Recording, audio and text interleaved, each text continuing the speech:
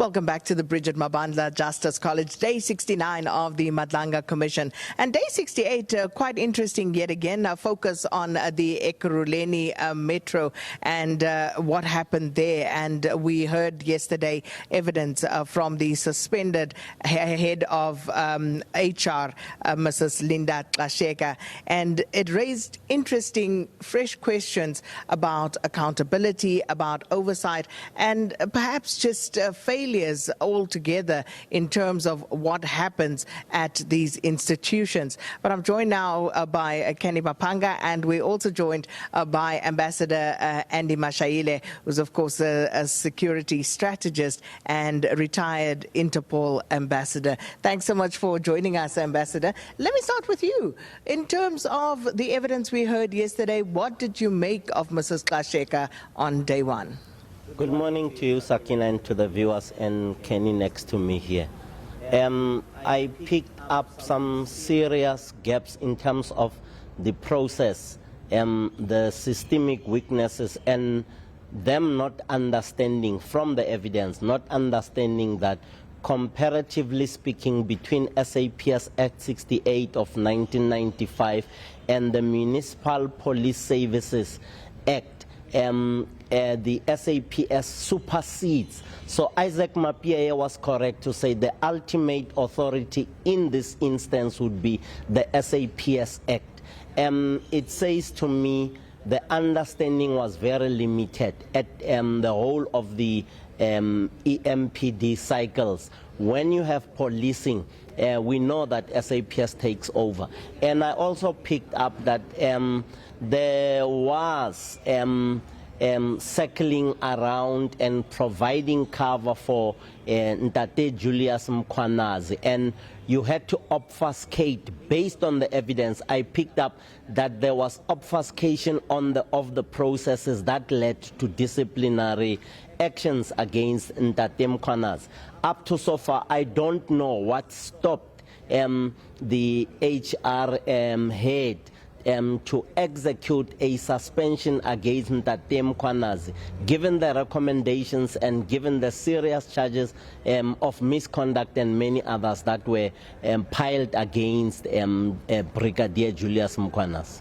Kenny, it raises, of course, more questions about just the failures at governance level and also the gaps that existed, whether by design or default, in terms of dealing with what was going wrong. You could accept that there possibly is those gaps in the city of Ekurhuleni, but in this instance, in this case, I think that the officials were fully aware of their responsibilities and duties. But often in the city of Ekurhuleni evidence, you see the top structure, top management structure, deliberately conflating legislation or the delegation of powers and those systems in order to hide behind the conduct that is being placed in focus here at the city of Ekurhuleni.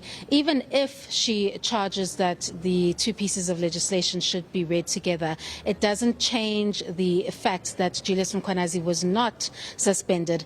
And it seems that Linda Gxasheka has taken this position as the acting HOD of HR at the time, that she was far removed from the process and that it was her junior that was handling it, and that the ultimate authority becomes the CEO and the city manager. However, there is a role that she plays as the final signatory in the suspension, and it's quite interesting that she puts it out there that she had fears about security, but eventually she does sign, and then it was up to them to carry out the rest of the instructions or the implementation of the suspension, if I could put it that way. But we know that the culture was so different in the city of Ekurhuleni that rules, legislation were being used and manipulated, allegedly, in order to ensure that Julius Mkhwanazi was protected. And it doesn't only extend to Linda Gxasheka. We saw this with Advocate Kemi Bahari.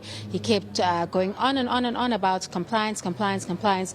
But if you look at the evidence in quite forensic detail, it isn't really about compliance. It was about creating red herrings so that there are obstacles in place to ensure that not only his suspension actually expired, but that he's able to return back to work.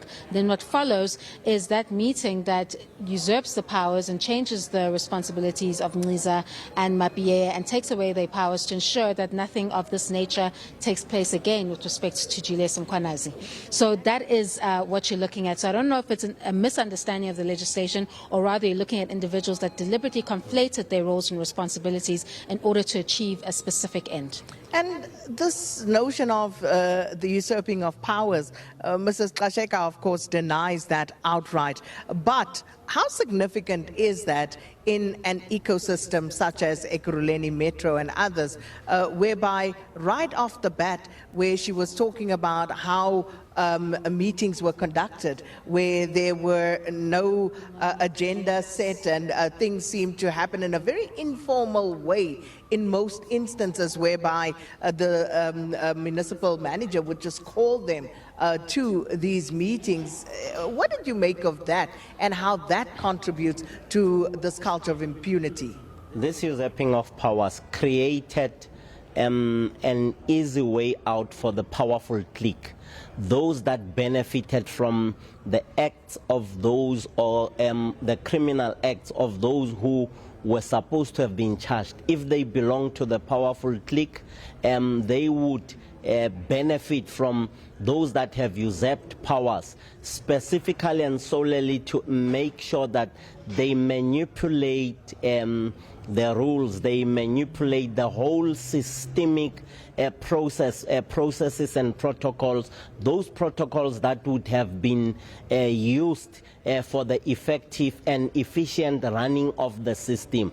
You now saw a situation that came out of the evidence that says we knew all along what to do. We didn't want to do it because, one, we were intimidated. If we didn't self-intimidate ourselves. 3, we knew what we were supposed to do. We just didn't have the time to deal with a dangerous man, as alleged, who happens to be Ntate Julius Mkhwanazi. Does the dangerous aspect of the evidence not stretch to the former city manager? Was Julius Mkhwanazi not a dangerous person to the city manager? When we come to that understanding of the manipulation, it says, I don't want to deal with Mkhwanazi, someone else will deal with Mkhwanazi. Or when I deal with Mkhwanazi, someone else will deal with me in the system. Therefore, I will ride the flow of the people who don't want to take responsibility with regard to ensuring that there's law and order in that area of EMPD. 1, 2, there's efficiency and effectiveness. 3, there's what we are expected to be doing as a municipality providing services. Let me just quickly continue on that point regarding security concerns and the fact that we see in many municipalities where people need to be protected, but protected from their own, because this is them going after each other in these municipalities, and unfortunately at great cost to the taxpayer. At serious cost, SK. Organized crime syndicates within municipalities, those syndicates that wants to extract maximum benefit, be it financial or otherwise, the security of those who sit at the top of the processes, informing, getting extra security, as we have seen with the appointment of VIP cat security for the protection of the mayor. Asking yourself, there are police officials within Ekurhuleni. There is a police service, the municipal police service. Why go out there instead of upskilling them, taking them through to courses for advanced protection? And many of, they have specialized units that deal with intelligence and many of those issues. So yes, security threat analysis that are aimed at ensuring that there is benefit for a smaller number within the municipality, both financial and otherwise. And then, of course, we heard about Chief Mapieya, who distanced himself. And I thought that was quite interesting, that he actually, when the letter for the extension that we spoke about earlier, Kenny, was drafted by Mrs. Gxasheka, and there was space for 3 signatories, which was, of course, Chief Mapieya, herself, and, of course, the city manager. And he obviously kind of knew this, for, as Ambassador Mashaile was saying, he understood, and he correctly so understood, that the SAPS Act would be the one that supersedes. But more than that, had the presence of mind to say, I don't agree with this extension, and to put it in writing. Yes, Linda Gxasheka keeps trying to advance the point that he chose not to be part of the process, but he clearly understood that this is something that fell within his ambit and his powers, which is why he refused to endorse a process which would be irregular and by extension unlawful. She also tries to hide behind the claim that he had a preferred candidate, and that is allegedly why he didn't want to participate. But the same can be said for the other side, because we do know that Julius Mkhwanazi was also someone who not only was pushing for that appointment for himself, but also was making other irregular appointments that were allegedly approved by Mrs. Linda Gxasheka. So there are 2 sides of this coin. Of course, he understood that these powers fell within his particular responsibilities, and he knew that a process was taking place that he's already testified was irregular, and that people were overstepping their roles with respect to the Ekurhuleni Metro Police Department, and it all centers back to Julius Mkhwanazi and the kind of alleged parallel structure, if we could put it that way, that he was running in the city of Ekurhuleni, which includes not only those alleged criminal acts, but several appointments that did not fall within the rule of law. So he was correct to distance himself from a process that was irregular, but he then does state that following that particular decision, what then followed in this particular environment, where if you challenged Julius Mkhwanazi or any of his alleged protectors, then of course your scandals would come up as well. And then that's when he testifies that this case, the sexual harassment coercion case, was weaponized against him. Now, that's not a comment on the merits of the case, but it's a comment on the city manager and allegedly the HR head only bringing up this matter when it suited them to weaponize it against Mapieya, and not dealing with it when they actually found or spotted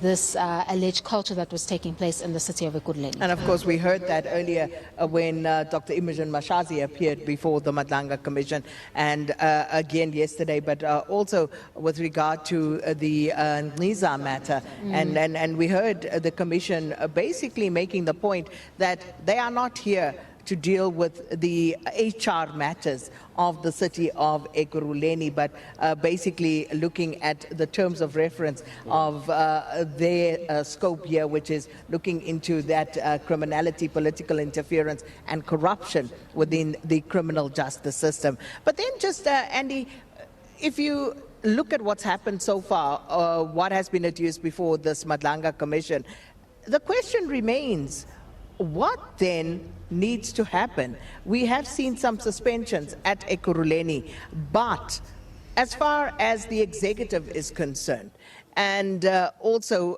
other spheres of government and spheres of power, should more be happening right now? More should be happening. I am not convinced that the executive authority did not have a clue of what is going on. There would be an individual who would speak to the executive authority about the shenanigans. And I am definitely sure that there was an intentional ignorance of the mess that was going on there. When you look at the truck hijackings, the Flam van der Merwe stories, the Viandre Pretoria's things, there is no way in which the intelligence of the EMPD, the unit, would not have picked these things up and shared it with the executive authority. I know for a fact that you have a responsibility to brief the mayor with regard to the crimes that are happening. Obviously, intelligence would have been picked up out there that impacts negatively on EMPD and what is going on within EMPD. Executive authority would want us to believe that they didn't know a thing. Really, didn't they know a thing or two? Didn't they see what is going on at the opulence, the life, the high flyer lifestyle, the flashy cars that were coming through?